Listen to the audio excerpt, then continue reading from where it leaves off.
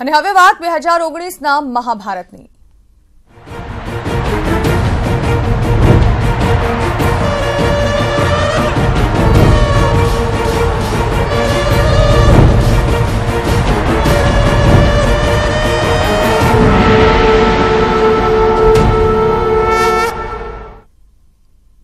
સુરેન્દ્રનગર કોંગ્રેસના નેતા શ્યામજી ચૌહાણનો હવે મોહ ભંગ થઈ ગયો છે।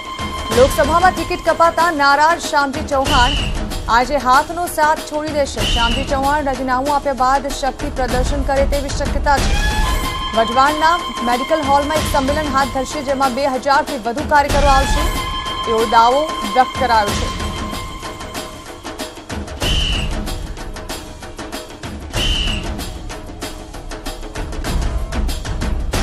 શ્યામજી ચૌહાણ આજે કોંગ્રેસમાંથી એક તરફ જ્યાં રાજીનામું આપશે, બીજી તરફ પોતાના શક્તિ પ્રદર્શન થકી દેખાડવાની કોશિશ કરશે કે આખરે તેમનો સમાજ કેટલો તેમની સાથે છે। અને આ અંગે વધુ વાત કરવા અમારા સંવાદદાતા રાજુદાન ગઢવી છે અમારી સાથે। રાજુદાન, શ્યામજી ચૌહાણ કરશે શક્તિ પ્રદર્શન। કોંગ્રેસમાંથી રાજીનામું આપ્યા બાદ ટિકિટ કપાતા નારાજ હતા અને હવે તેઓ રાજીનામું આપી પોતાની નારાજગી વ્યક્ત કરશે। જી, કોંગ્રેસ પાસે તેની અપેક્ષા હતી, એમની શરત પણ હતી કે મને લોકસભા ચૂંટણી લડાવવામાં આવે, પણ હવે કોંગ્રેસે જ્યારે પલડું એનું શ્યામજી ચૌહાણનું ભારે ન લાગતા તેનો સાથ છોડ્યો છે। શ્યામજીભાઈએ પણ ટિકિટ ન મળતા તેની સામે બળવો કર્યો છે। બીજેપી હોય કે કોંગ્રેસ હોય, બંને સામે શ્યામજીભાઈએ તો બળવો કરેલો જ હોય છે। અને ત્યારે હવે જે સ્થિતિ સર્જાઈ છે તેમાં આજે એના સમર્થકો સાથે શક્તિ પ્રદર્શન યોજી અને કોંગ્રેસને રાજીનામું મોકલશે ફેક્સ દ્વારા। જી બિલકુલ, આભાર રાજુદાન।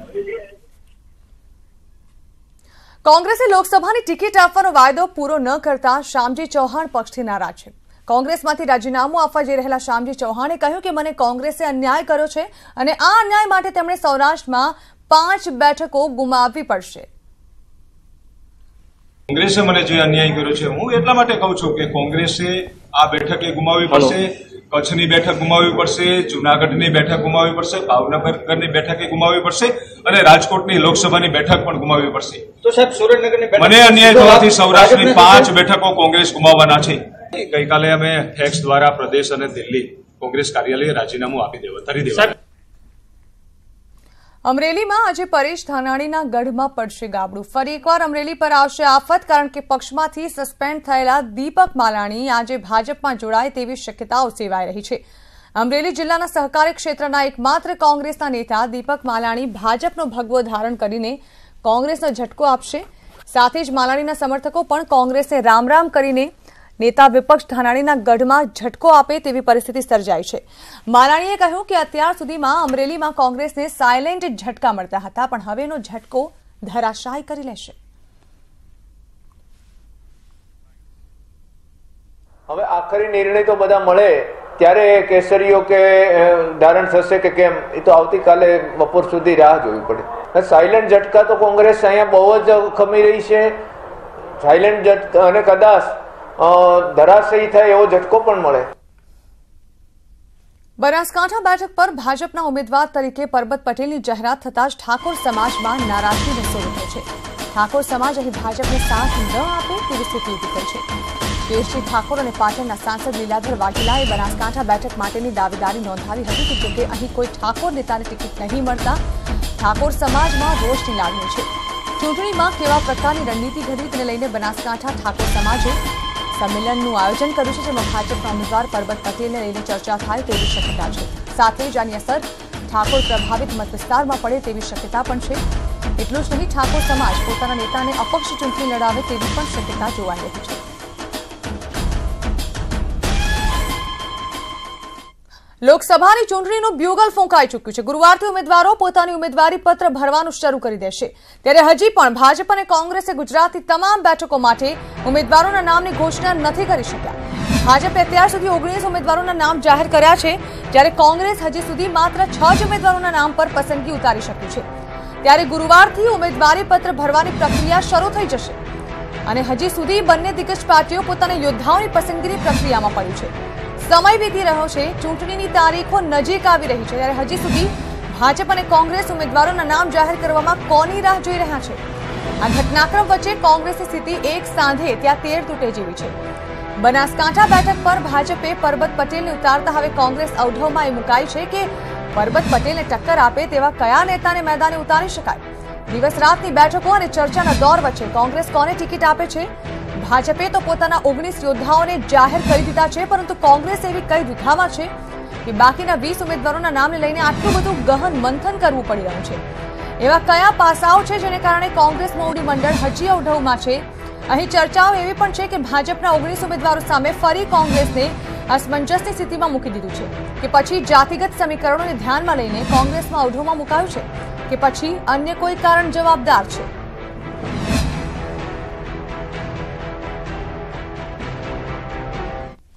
ભાજપે ગુજરાતની 26 લોકસભા બેઠકો માટે 16 ઉમેદવારો જાહેર કર્યા બાદ વધુ 3 ઉમેદવારોના નામ જાહેર કર્યા, જેમાં પંચમહાલથી રતનસિંહ, પોરબંદરથી રમેશ ધડુક અને બનાસકાંઠાથી પરબત પટેલના નામ જાહેર કરાયા.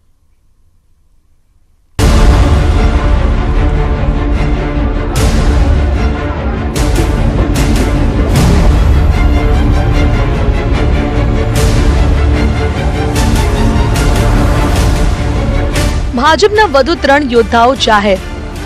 બનાસકાંઠાથી પરબત પટેલ, પોરબંદરથી રમેશ ધડુક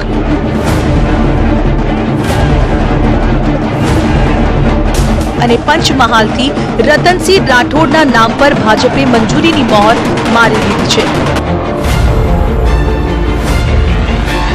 બનાસકાંઠા બેઠક ઉપર કેન્દ્રના રાજ્યકક્ષાના ગૃહ રાજ્યમંત્રી હરિભાઈ ચૌધરીનું પત્તું કપાઈ ગયું. હરિભાઈના સ્થાને ચૌધરી સમાજના જ પરબત પટેલને ટિકિટ અપાઈ છે. પરબત પટેલ હાલ રાજ્ય સરકારમાં મંત્રી છે. ક્યારે ટિકિટ પાર્ટી કોઈની કાપતી નથી, મારો આ વ્યક્તિગત અભિપ્રાય. કાર્યકરી કાયમ કાર્યકર હું મારી જાતને આમાં દાખલ જો ત્યારથી કાર્યકર તરીકે સ્વીકારું. ત્યારે કાર્યકર હરિભાઈ પણ મારા સન્માનનીય છે. જ્યારે હરિભાઈ ચૌધરીએ પણ પક્ષના નિર્ણયને આવકાર્યો છે. પરબતભાઈ મારા 34 વર્ષથી મિત્ર છે અને એક સરળ વ્યક્તિત્વ છે.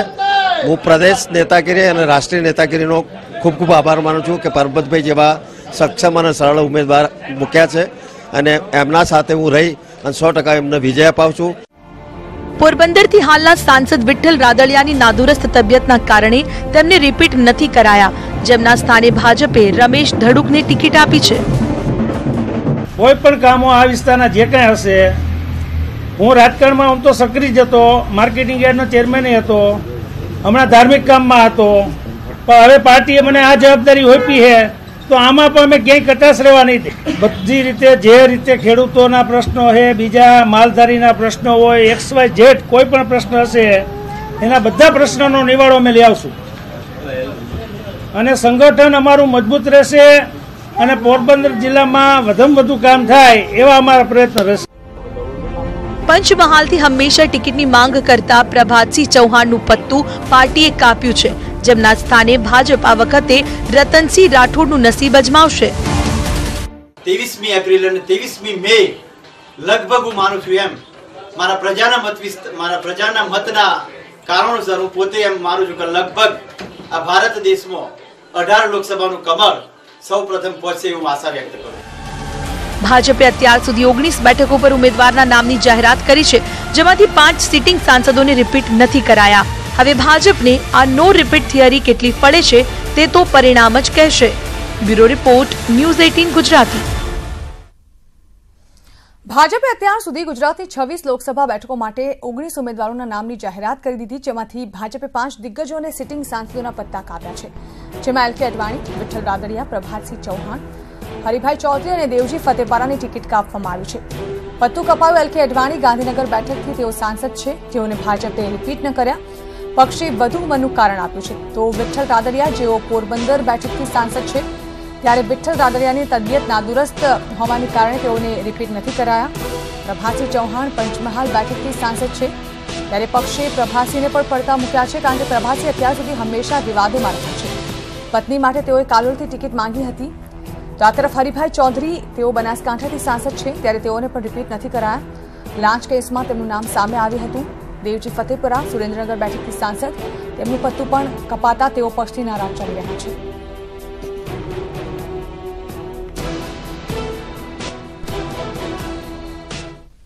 અને હવે જોઈએ અને સમાચારો તો નડિયાદના મંજુપુરા રોડ પાસે આવેલી સોમિલમાં ભીષણ આગ લાગી હતી. રાત્રે 3 વાગ્યાની આસપાસ આ ઘટના બની હતી.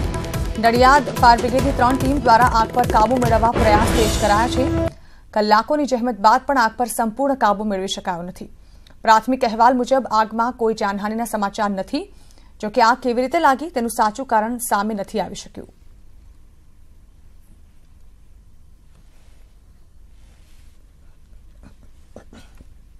જૂનાગઢમાં સરા જાહેર એક યુવાનની ગોળી મારીને હત્યા કરી દેવામાં આવી. પેટ્રોલ પંપ પર કરવામાં આવેલી આ હત્યાના ચોંકાવનારા દ્રશ્યો સામે આવ્યા છે. સીસીટીવીમાં સ્પષ્ટપણે દેખાય છે કે મૃતક યુવક તેના સાથી સાથે પેટ્રોલ પંપ પર પેટ્રોલ પુરાવા આવે છે ત્યારે અચાનક 3 જેટલા શખ્સોએ પાછળથી તેની પર હુમલો કરી દીધો. યુવકને મોતને ઘાટ ઉતારવાના દ્રઢ નિશ્ચય સાથે તેઓ આવ્યા હોય તેમ એક શખ્સે આ યુવક પર છરી વડે હુમલો કર્યો, જ્યારે કે અન્ય 2 શખ્સોએ તેની પર ફાયરિંગ કર્યું. જોકે બાઇક ચાલકે હુમલાખોરોનો સામનો કર્યો, જેને પગલે હુમલાખોરો ત્યાંથી ફરાર થઈ ગયા. આ હુમલામાં યુવકનું મોત થયું છે. સમગ્ર ઘટના એલસીબી ઓફિસની સામે આવેલા પેટ્રોલ પંપની છે. મૃતક યુવકનું નામ મહેબૂબ હમીર સુમરા છે. પોલીસે હત્યાનો ગુનો નોંધ્યો છે. મૃતદેહને પોસ્ટમોર્ટમ રિપોર્ટ માટે મોકલ્યો છે અને સીસીટીવી ફૂટેજના આધારે પોલીસે આરોપીઓને પકડવાની તજવીજ શરૂ કરી છે.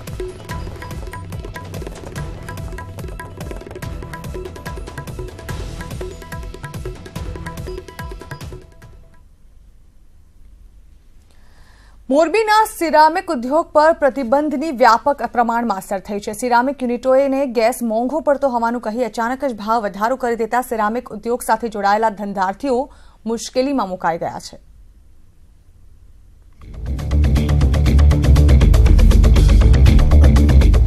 પહેલા જીએસટીનો આઘાત, પછી ગલ્ફ દેશોની સ્ટેમ્પ ડ્યુટીનો માર અને હવે નેશનલ ગ્રીન ટ્રિબ્યુનલે કોલ ગેસીફાયર પર મૂકેલો પ્રતિબંધ. 100 થી વધુ સિરામિક યુનિટો ધરાવતો મોરબીનો સિરામિક ઉદ્યોગ અનેક મુશ્કેલીઓ સામે ઝઝૂમી રહ્યો છે.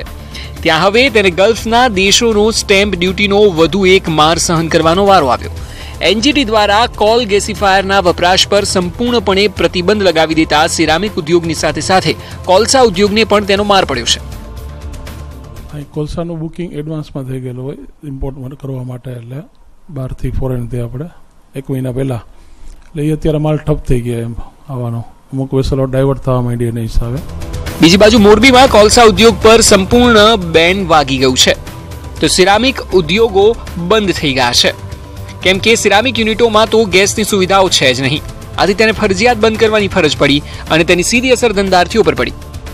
મારા હિસાબે 3 થી 4 હજાર જેટલા ઓફિસ વર્કરો હતા. એ બધાને ક્યાંક ને ક્યાંક બિલકુલ અત્યારે 10 થી 20% જેટલું રોજી આપવી પડશે, બાકી બધાને છૂટા કરવા પડશે. આજની પરિસ્થિતિ, કેમ કે જે અમારી પાસે જ નહીં હોય તો પછી અમે આગળ રોજગારી આપી જ નહીં શકીએ, એ વસ્તુ પણ સીધી છે. જે કોલસાનો વપરાશ સિરામિક યુનિટોમાં થતો હતો તે હવે અચાનક બંધ થઈ જતા એકાએક તેની અસર પોર્ટ પર કામ કરતા શ્રમિકોની રોજીરોટી પર પડી છે. ત્યારે એનજીટીના નિર્ણય સામે સરકાર તમામનું હિત વિચારે જરૂરી છે. કેમેરામેન પંકજ સનારિયા સાથે અતુલ જોશી, ન્યૂઝ 18 ગુજરાતી, મોરબી. વિદ્યાનગરના સોજિત્રામાં મધરાત્રે આવી આફત. મલાતજ ગામમાં એક મકાનમાં લોકો સૂતા હતા તે સમયે જ ખાટલા નીચે 8 ફૂટનો મગર આવી ચડ્યો. મગરને જોઈ સૂતેલા લોકોના હોશ ઉડી ગયા હતા. મગર ગામના તળાવમાંથી આવ્યો હતો. ગ્રામજનોએ વન વિભાગને જાણ કરતા મોડી રાત્રે રેસ્ક્યુ ઓપરેશન હાથ ધરાયું હતું. વન વિભાગે મગરને ગામના તળાવમાં છોડી દીધો હતો. મહત્વનું છે કે ગામના તળાવમાં 60 થી વધુ મગર વસવાટ કરે છે. અવારનવાર માનવ વસાહતમાં આવી ચડે છે મગર. ગુજરાત સરકાર અને ભારત સરકાર બાળકોની તંદુરસ્તીને જાણવા શાળામાં આરોગ્ય ચકાસણીના અનેક કાર્યક્રમ રાખે છે, પરંતુ આ કાર્યક્રમમાં થઈ રહ્યું છે કૌભાંડ, અને આ કૌભાંડનો પર્દાફાશ કર્યો છે આ કાર્યક્રમમાં કામ કરતા જ એક કર્મચારીએ.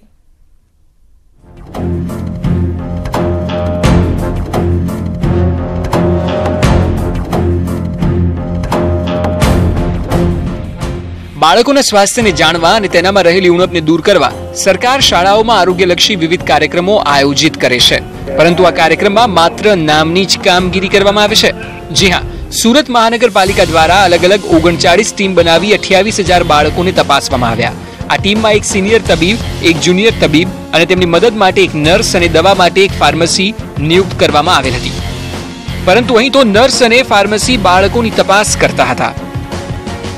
હકીકતે બાળકોનું ચેકઅપ એએનએમ જોડે કરવામાં આવ્યું, ડૉક્ટર જોડે કરવામાં આવે. ડૉક્ટર યોગ્ય રીતે એનું કાળજી રાખતા નથી તો કદાચ સાચો રિપોર્ટ મળી શક્યો નથી.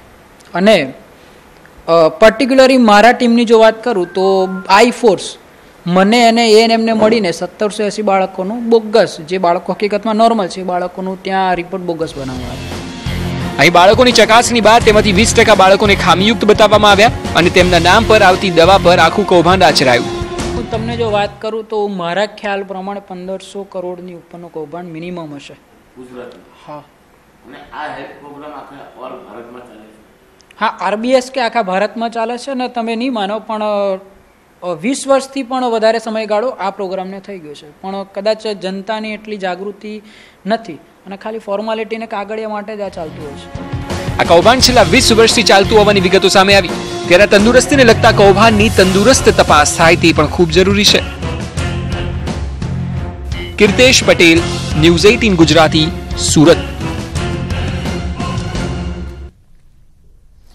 Ahmedabad municipal corporation property tax ન ભરનાર લોકો પર તવાઈ બોલાવી રહી છે અને મિલકતો સીલ કરવા સુધીની કાર્યવાહી કરે છે. બીજી તરફ મ્યુનિસિપલ કોર્પોરેશનના ટેક્સ વિભાગે મિલકતની ખોટી ચકાસણી કરતા એક સામાન્ય વેપારીને 1 કરોડ રૂપિયાથી વધારાનું ટેક્સનું બિલ આપતા વેપારીને ઝટકો લાગ્યો છે.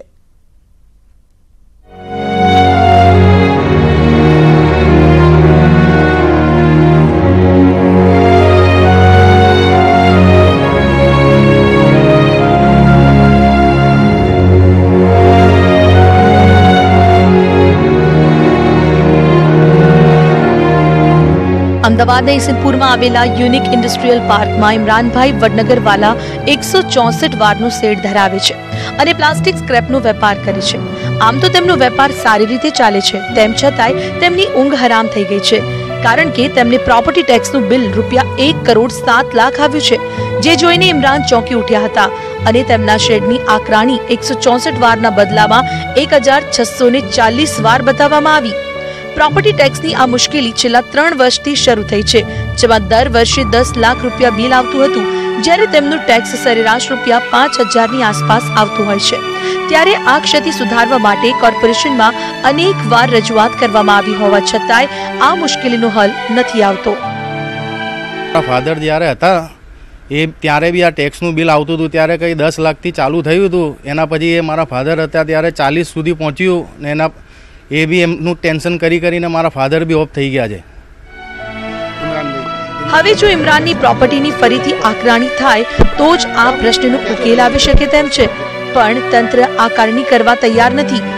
બીજી આઘાતજનક વાત એ પણ છે કે ઇમરાનભાઈના પિતા યુસુફભાઈને ₹10 લાખનો ટેક્સ સાંભળીને આઘાત લાગ્યો હતો અને બિલ વ્યાજ સાથે 40 લાખ રૂપિયા થઈ ગયું હતું. તે ચિંતામાં અવસાન પામ્યા. ત્યારે અમદાવાદ મ્યુનિસિપલ કોર્પોરેશન પોતાની ભૂલ ક્યારે સુધારે અને ઇમરાનભાઈને 1 કરોડ રૂપિયાનું બિલ ભરવાની ચિંતામાંથી ક્યારે મુક્ત કરે તે જોવું રહ્યું. હિમાંશુ વોરા, ન્યૂઝ 18 ગુજરાતી, અમદાવાદ. રાજ્યમાં ઉનાળાની આખરી શરૂઆત થઈ ગઈ છે. ગરમીની શરૂઆતમાં જ હીટવેવની આગાહી કરવામાં આવી રહી છે. રાજ્યના શહેરોના તાપમાનની વાત કરવામાં આવે તો Surendranagar 41.3 degree, Kandla airport 40.4 degree, Amreli 40.8 degree, Vadodara 40.3 degree, Deesa 40.2 degree, Ahmedabad 39.8 degree, Rajkot 39.9 degree તાપમાન નોંધાયું છે. હવામાન વિભાગે આગામી 48 કલાકમાં રાજ્યમાં 2 થી 3 ડિગ્રી તાપમાન વધવાની અને વલસાડ, નવસારી, ભાવનગર, પોરબંદર, દીવ અને કચ્છમાં ગરમ પવન ફૂંકાવાની આગાહી કરી છે.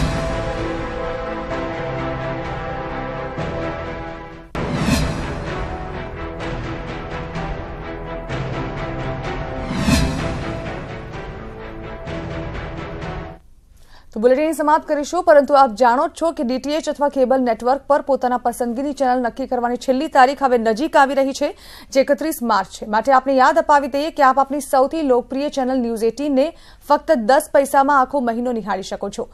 જે માટે આપ આજે જ ડીટીએચ અથવા કેબલ નેટવર્ક ઓપરેટરનો સંપર્ક કરો અથવા ન્યૂઝ 18 ચેનલને ઓનલાઈન સબસ્ક્રાઇબ કરો. નમસ્કાર.